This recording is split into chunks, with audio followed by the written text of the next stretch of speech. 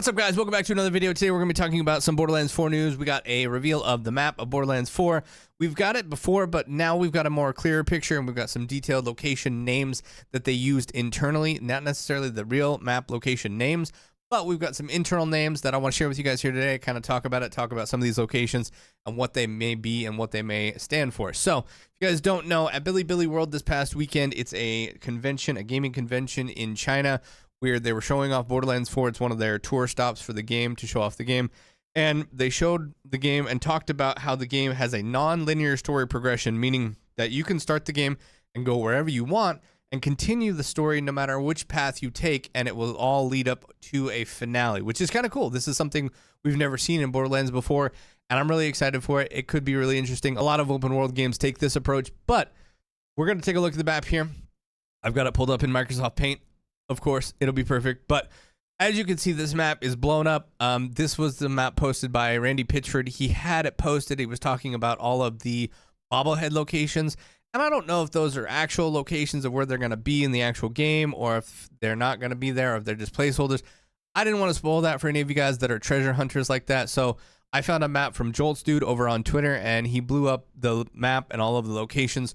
So I figured we would talk about these. Again, these are not any names that are actual places on the map. These are actually internal names that they came up with themselves, but I find them to be interesting. So let's take a look at this. We'll start up here in the snowy area. We got the Borderlands over here in the biggest location in the snowy area, which is interesting. You have the Borderlands, and then you have the Augerlands. The Augerlands, you guys know, is the very place where they do all of the mining, the augers. They're mining for that Ordinite. So I'm really interested to see, how these two play into the bigger picture of the story.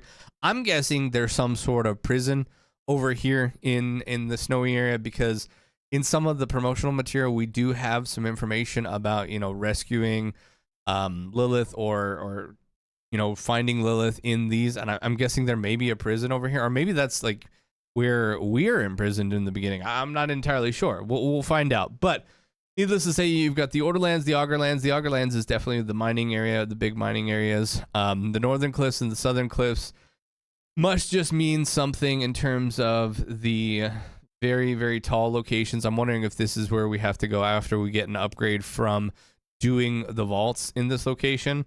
I'm guessing, just judging by the way the map is set up, that we're gonna have to do vaults in order to get to different locations in the maps.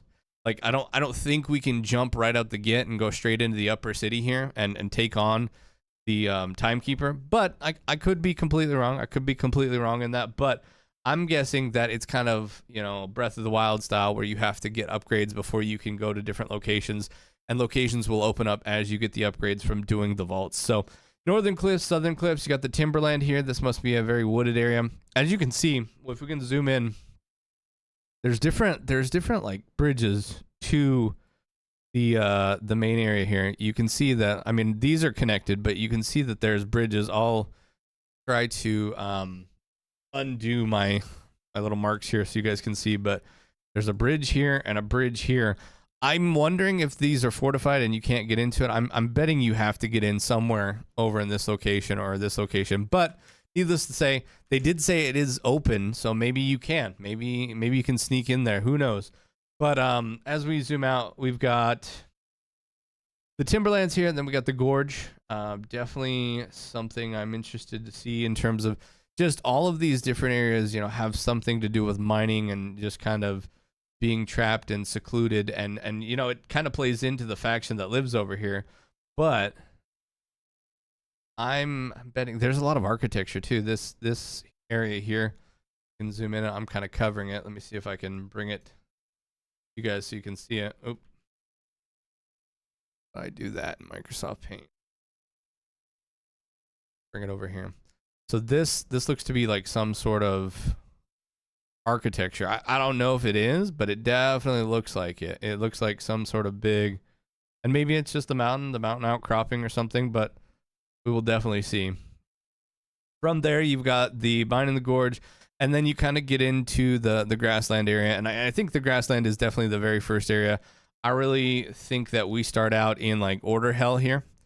This is where we are intended to start out. It just kind of seems like where we we begin the game. A lot of the story playthroughs, a lot of the level 5 things, I've seen people show up in this area. So I'm guessing that's where we end up, which kind of makes sense, but kind of doesn't, because my guess is we crash land on some sort of beach.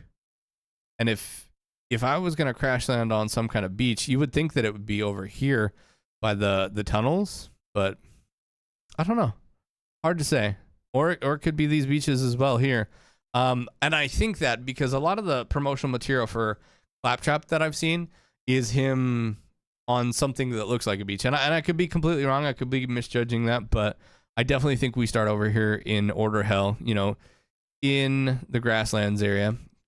And then we branch out. Some of these were covered up, and these are covered up because a lot of these locations' names were covered up by the locations' bobbleheads, and it covered it up. So he did his best guess to decide what, you know, these locations were.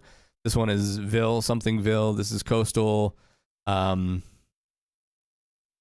it's Coastal Base Camp. Maybe that, I don't know. I haven't actually looked into that because I really don't want to know where all the bobblehead locations are or could be, but maybe this is where we crash land. Maybe this is the area, and maybe we're kind of on the coastline and we make our way over here. I don't know.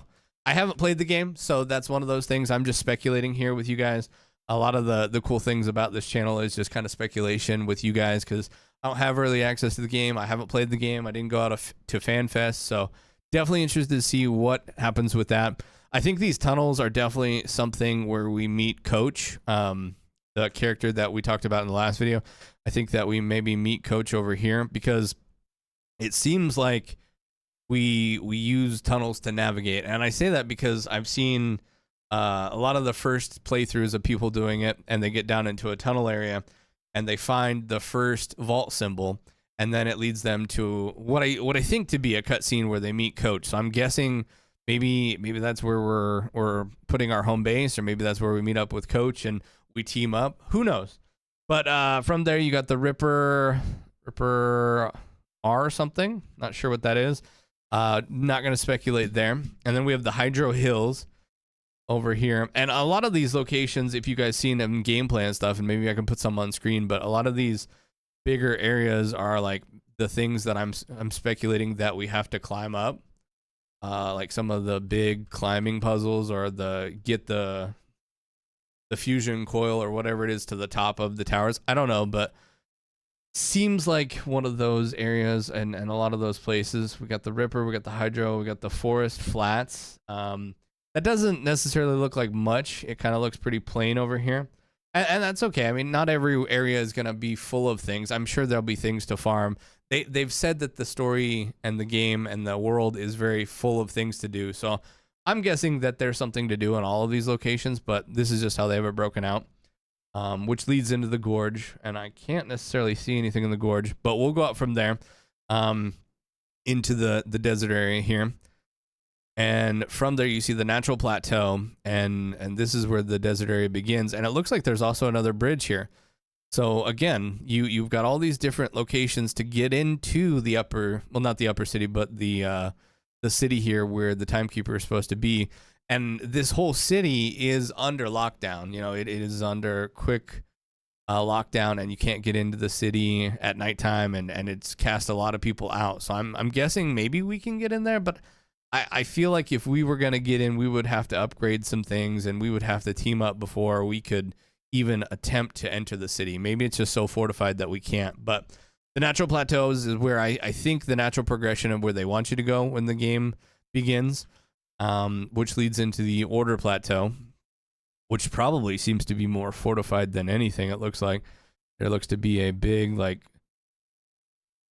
it almost looks like a secondary wall type thing with a moat around it. I'm not entirely sure, but in this desert area, there's a lot of outcroppings of water and stuff like that. You've also got, from the Order Plateau to a scrapyard, you have, and this is where the Rippers live, mind you, this is where the Rippers come from. So you've got kind of even a sunken city out here. I'll try not to go over it, but you've got like a little sunken piece of things like there. It was once an area here, and it looks like, you know, it was once a part of it, but it sunk. Maybe there's a story beat to that of why it sunk. The Electi Plateau, I'm sure that's where we'll run into the vault, or we'll run into some sort of the leader of the Rippers up in this area. The beach. Now, we talked about the beach. If we were going to crash land on a beach, I don't think we would crash land all the way up here. We could. Who knows? There is a crater up here, but I have different theories about this crater up here that I don't think tie into us crash landing. We've been told that we definitely start out here in the grasslands and then branch out from there. But you go up a little further and you do see the beach. The beach is an area, and there's weird, like, you know, this is a top-down view, but like this looks like some kind of base up in the cliffs of that, as well as this. And then you get to the crater, and the crater, I'm guessing the crater is something very important to the game to be that far out.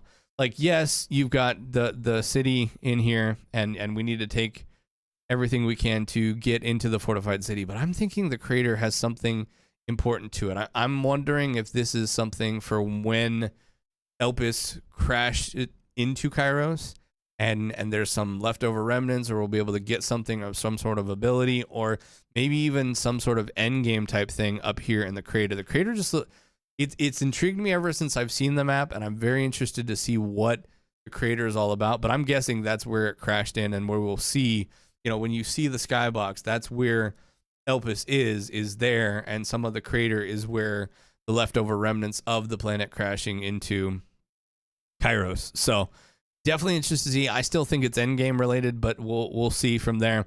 And then, you know, we've got the city here, and you have the city grasslands, the city mountains, the city shattered lands, and the upper city. And I don't know if we've necessarily seen, I think we have seen, you know, little images of the city where they say, you know, the city's under lockdown. I think that is what we're seeing. And from what I have looked at, it looks very fortified in terms of it's just heavily guarded. It's going to be heavily monitored by the guards as well as the Timekeeper's Legion here. And I'm betting that we have to find our way into the upper city to be able to take on the Timekeeper, and that will happen. That will be our, you know, final push. And like I said, at Billy World, they announced that the game has a non-linear playstyle, so you can play it and go wherever you want and continue to progress the story, which is interesting to me. A lot of times when open world games do that, you have different locations that you can go to. And usually you have to team up or take down certain locations to be able to get to the next location, then do that, and you do that, so on and so forth, till you get to the very end. And then once you do that, then you can take on the final boss, which is interesting to me. I'm interested to see how it all works. I'm interested to see how the progression of it does. Sometimes in open world games like this, it does definitely fall apart in terms of just the pacing of things. But I think that's where they're saying, like, if you follow the main story, you can continue to play it, and it will give you a long, drawn-out, dramatic, dark, gritty story. But if you go off the beaten path, of course, it's going to take a little bit.